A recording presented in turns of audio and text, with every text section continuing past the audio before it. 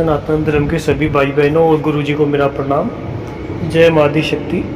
आज जो ये मैं घटना बताने जा रहा हूँ, ये मेरे किसी जानकार के साथ तकरीबन आज से 45 साल पहले घटी थी, जब वो एक जवान युवा थे। उस टाइम पे हमारे इलाके में एक बहुत प्रसिद्ध तांत्रिक थे। उनका नाम था श्याम सुंदर जी बाबा जी। कहते हैं उनके पास बड़ी बड़ी सिद्धियाँ थी। तब जो मेरे रिलेटिव तो मेरे ताऊ जी थे, उनका नाम था श्री रूपाराम जी। वो एक गवर्नमेंट ड्राइवर थे, उस टाइम पे जवान थे, इसलिए वो तांत्रिक वगैरह वो कुछ मानते नहीं थे और ना उनको भूत प्रेत वगैरह में विश्वास था।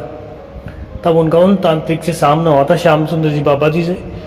तो मैं जब भी रूपाराम जी का नाम लूँगा तो आप समझ जाइएगा कि मैं किसकी बात कर रहा हूँ, श्याम सुंदर जी कौन है आप।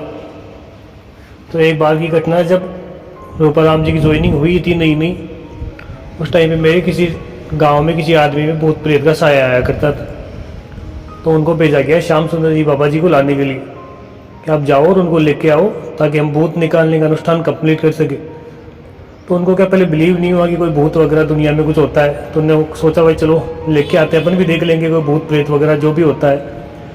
तो उनको लेने के लिए वो मेरे गाँव से तकरीबन 18 से 20 किलोमीटर दूर उनका गांव था, वहाँ उनसे लेने के लिए गए। रात के तकरीबन उस टाइम पे 11 साढ़े 11 बज रहे होंगे जब उनको लेके वापस आ रहे थे। तो वो जो अनुष्ठान था वो गांव के किसी दूसरे गांव के जोड़ में था, ना कि मेरे गांव के जोड़ में था।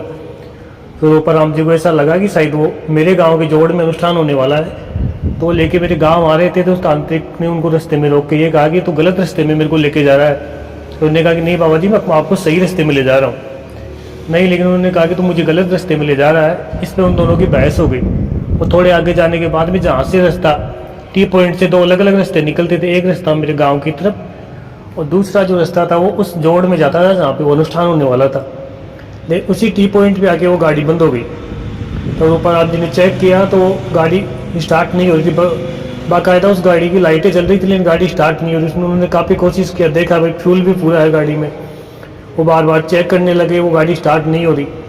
फिर वो गाड़ी में आके बैठ गए। तो तांत्रिक ने कहा कि रूपाराम, ये गाड़ी नहीं चलेगी जब तक तू मुझे मेरे गंतव्य स्थान तक छोड़ के नहीं आएगा। तो उन्होंने कहा कि बाबा जी मैं आपको सही जगह ले जा रहा हूँ। उसने कहा कि बेवकूफ़, तू सही जगह नहीं ले जा रहा, मैं जहाँ कहता हूँ तू वहाँ चल, तेरी गाड़ी भी चलेगी। तो उन्होंने कहा चलो ठीक है बाबा जी, आप बताओ हमें कहाँ चलना है। तो ऐसे कहते ही मतलब वो गाड़ी जो बंद पड़ी थी, तो स्टार्ट होने की 1% भी संभावना नहीं थी, तुरंत स्टार्ट हो गई। तो उनको बड़ा चंबा हुआ कि यार ये कैसे हुआ, गाड़ी तो फिर पूरी तरीके से ख़राब हो चुकी थी, फिर ये स्टार्ट कैसे हुई। तो उन्होंने ले जाके वहाँ पे उन्होंने छोड़ा और छोड़ते वहाँ पे उनके एक शिष्य ने तांत्रिक के लिए एक जग कॉफ़ी का बना के लेके आया। तो रूपाराम जी जो मेरे ताऊ जी थे, उन्होंने सोचा कि चलो थोड़ी बहुत कॉफ़ी मेरे को भी मिल जाएगी। रात के तकरीबन उस टाइम पे 12:30 बजने को आए होंगे, मतलब 12:30 तो उन्हें सोचा शायद मैं भी पी लूँ। तभी उन बाबा जी बीच में ही बोल पड़े जो तांत्रिक थे कि मैं तुझे एक बूंद भी कॉफ़ी नहीं दूंगा। तो बड़े आश्चर्यचकित हो गया, ये कैसे संभव हो कि कोई आदमी को मेरे सोचने से पहले पता लगे कि मुझे कॉफ़ी की ज़रूरत है। तो फिर उन्होंने सोचा हो सकता है इन्होंने बाबा जी ने अंदाज़ा लगा लिया हो कि तकरीबन 1.5-2 घंटे तक वो प्रोग्राम चलता रहा, भूत निकालने का अनुष्ठान। उसके कंप्लीट होने के बाद में जो लोग थे उन्होंने कहा भाई रूपाराम आप एक काम करो, बाबा जी को उनके घर तक छोड़ के आ जाओ। लेकिन वो मन ही मन सोचने लगे यार कि कौन रात को 2 बजे बाबा जी को छोड़ने के लिए जाएगा। तो उन्होंने मन ही मन विचार किया कि मैं बाबा जी को ऐसे बोल देता हूँ कि गाड़ी में तेल नहीं है, तो एक काम करो आपको दूसरा ड्राइवर पकड़ लो जो तेल ला के इसमें डाल के आपको छोड़ के जाए, मैं मेरे घर चलता हूँ। इस समय क्या उनका वहाँ एक दोस्त भी था सीताराम नाम का, जो ऑलरेडी पहले से उस मंदिर में इस अनुष्ठान को देखने के लिए आया हुआ था। उसको भी क्या भूत प्रेत में कोई बिलीव नहीं था। तो बाबा जी ने कहा भाई बेटा छोड़ के तो तू आएगा मेरे को, चाहे कुछ भी हो जाए। फिर जैसे तैसे सब लोगों ने कहा भाई यार तू एक काम कर, तू डीजल तो ला के दे दे एक बार, गाड़ी में अगर डीजल नहीं है तो तू जा डीजल भरवा के लेके आ जा, बाद में हम देख लेंगे कौन छोड़ने जाएगा। तो उनको पैसे मिल गए, फिर वो डीजल लेने के लिए गए गाड़ी लेके। तो तकरीबन मेरे गांव से पहले इतने पेट्रोल पंप वगैरह नहीं थे, आज से 40 से 45 साल पहले तो मेरे गांव से 8-10 किलोमीटर दूर एक पेट्रोल पंप पड़ता था। तो पेट्रोल लेने गए तो रास्ते में उन्होंने बात की सीताराम से, भाई सीताराम अपन यार पूरा पेट्रोल नहीं लेंगे, एक काम करेंगे अपन पीने के लिए थोड़ी दारू ले लेते हैं अपने लिए और बाकी जो है वो उधार छोड़ के जाएंगे, बोल देंगे भाई ये गाड़ी है गाँव की तो जानते हैं गाड़ी वाले को, तो एडजस्ट करके अपन अपना काम भी हो जाएगा, डीजल भी आ जाएगा। तो दोनों वहाँ पे गए, उन्होंने डीजल भरवाया और वहाँ पे आने के बाद में उन्होंने रास्ते में दारू ली। फिर बैठ के दोनों ने दारू पी और पीने के बाद में उनको उस दारू की बोतल को अपनी सीट के पास में रख लिया, फ्रंट में जो जीप में सीट आती है ना उसके पास, और लेके फिर बाबा जी के पास में आकर रास्ते में दोनों ने प्लान बनाया कि बाबा जी को अपन ये बोलेंगे कि बाबा जी हमें तेल मिला ही नहीं, अब आप देख लो अपने हिसाब से। और जैसे वो बाबा जी के पास पहुंचे, बाबा जी को कहा कि बाबा जी हमें तेल मिला नहीं और ये बात है, अब आप अपने हिसाब से देख लो आपको कहाँ जाना है। तब इतना बोलते हो बाबा जी बोल गए कि तूने इतने रुपए का तो तेल भरवाया है, इतने रुपए की तूने दारू खरीदी, ये दारू तूने वहाँ पर बैठ के पिए, तूने वही ये प्लान बनाया था कि बाबा जी को अपन ऐसे चल के बोलेंगे, और यहाँ पे दारू तूने गाड़ी की फ्रंट सीट के पास रखी हुई है।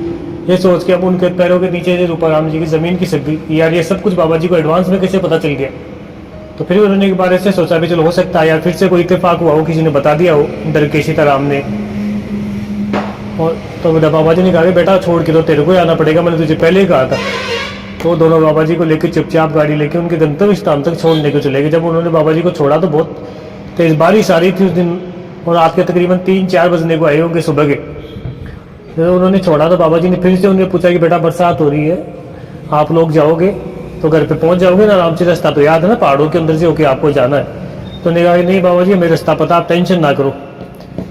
फिर बाबा जी ने फिर से उनको एक बार कहा कि नहीं यार एक बार फिर से सोच लो, नहीं पता है तो मैं बता देता हूँ, कोई दिक्कत वाली बात नहीं। लेकिन फिर उन्होंने अपने घमंड के चलते ये बोल दिया कि नहीं बाबा जी हमें पता है कि वो जवान तो थे, इसलिए घमंड में बोल गए कि हमें सब पता है बाबा जी, आप टेंशन ना करो। तो ठीक है बाबा जी ने कहा ठीक है बेटा जाओ आप। तो वहाँ से निकले, और वहाँ से निकलने के बाद में जहाँ पे वो रास्ता था वहाँ पे जाए, वो रास्ता फिर से भूल जाए, ऐसे घूम घूम के, मतलब वो रात को तकरीबन एक जगह पे घूम घूम के एक खेत के सामने आके रुक जाए। तो उस खेत वाले ने देखा उनको 2-3 बार, ये कौन है, रात को चोर आ रहे हैं, चक्कर क्या है, बार बार गाड़ी लेके मेरे खेत के क्यों चक्कर लगा रहे हैं। तो उस खेत वाले ने आके उनसे पूछा भाई क्या दिक्कत हो रही है? तो उन्होंने कहा भाई ऐसे ऐसे हमारी प्रॉब्लम हो रही है और हम बार बार रास्ता भटक रहे। तो उसने कहा भाई चलो मैं रास्ता आपको बता देता हूँ। तो उन्हें इशारा करके बताया कि वहाँ से आगे से जाके उस पेड़ के पास से रास्ता घूमेगा, वो आपके गाँव को जाएगा। अगर नेक्स्ट टाइम आप यहाँ पे आओगे मेरे खेत के पास तो मैं आपकी पिटाई कर दूंगा। तो ऐसे सोच के उन्होंने कहा भाई जाओ अब आप लोग। तो ठीक उस किसान की बात सुन के फिर से वहाँ से निकले, फिर से वहाँ जाके उस पेड़ के पास जाके फिर से वो रास्ता भूल जाए। तकरीबन 8-9 बार ऐसे करने के बाद में उन्होंने सोचा कि अगर फिर से अगर घूम के हम किसान के पास जाएंगे तो किसान हमारी पिटाई कर देगा, चोट समझ गए। तो उन्होंने कहा चलो यार अपन वापस बाबा जी के पास ही चलते हैं। तो फिर वो रात को फिर बाबा जी के पास गए। तो बाबा जी वहाँ खेत के रास्ते पे उनका इंतजार कर रहे थे। उन्होंने कहा भाई घूम के आ गए आप लोग, मैंने तो पहले ही कहा था कि बेटा रास्ता पूछ लो, पछताओगे वरना। तो उन्होंने कहा बाबा जी हमारी गलती हो गई, उनके चरणों में गिर गए, वो दोनों माफ़ी मांगने लग गए थे। फिर बाबा जी ने कहा बेटा चल कोई बात नहीं, तुम लोग जवान हो, एक काम करो वापस जाओ, अब अपने घर पे पहुंच जाओगे। तो इतना कहने के बाद में वो वहाँ से निकले, और वहाँ से निकलने के बाद में वो सीधा अपने घर पहुंचे। क्योंकि जैसा बाबा जी की माया थी वैसा तांत्रिक से उनका सामना हुआ नहीं था। तो फर्स्ट टाइम तांत्रिक से सामना हुआ तो उनको पता चल गया कि वाकई तांत्रिक कितने शक्तिशाली होते हैं। और जब वो घर पे पहुंचे तो उनको 2 दिन तक उनके बुखार रही, इस बात को सोच सोच से कि बाबा जी ने पता नहीं क्या कर दिया था हमारे। तो ये सच्ची घटना है जो मेरे किसी रिलेटिव के साथ हुई थी, एक तांत्रिक से जब उनका सच्चे में सामना हुआ। तो इतना ही कहना चाहूँगा धर्म रस्से के सभी भाई बहनों को भाई तांत्रिक वगैरह से वो सावधान रहें, क्योंकि तांत्रिक कितने शक्तिशाली हो सकते हैं इसका अंदाज़ा हम नहीं लगा सकते। बाद में मैंने गुप्त सूत्रों से पता लगाया कि श्याम सुंदर जी बाबा जी थे, उनका देहांत तकरीबन 2012 के समथिंग हो गया था। बाद में मैंने पता किया कि उनके पास कौन कौन सी सिद्धियाँ थी, तो मुझे पता चला कि उनके पास कर्ण पिशाचने की सिद्धि थी। फिर उनका अंत बड़ा बुरा हुआ, उनको तकरीबन 8-9 साल मतलब खाट पे बिताने पड़े अंत में, क्योंकि उनके पूरे शरीर में लकवा मार गया था। तो मैं सभी साधक भाई बहनों को ये कहना चाहता हूँ कि कभी भी ऐसी तामसिक सिद्धि ना करें क्योंकि आपको शुरू में फ़ायदा दे कि आगे जाके आपको नुकसान करे। अगर आपको गुरुदेव मना करते हैं तो कोई भी ऐसी सिद्धि ना करें जो गुरुदेव मना कर रहे हैं, क्योंकि ऐसी सिद्धियाँ जाके शुरू में आदमी को बड़ा पैसा देती है, शोहरत देती है, लेकिन आगे जाके इंसान की वो पूरी ज़िंदगी खराब करती है, जैसे कि श्याम सुंदर जी बाबा जी की हुई। बस अंत में मैं यही कहना चाहता हूँ कि ऐसी सिद्धियों से दूर रहे और तांत्रिकों से बच के रहे।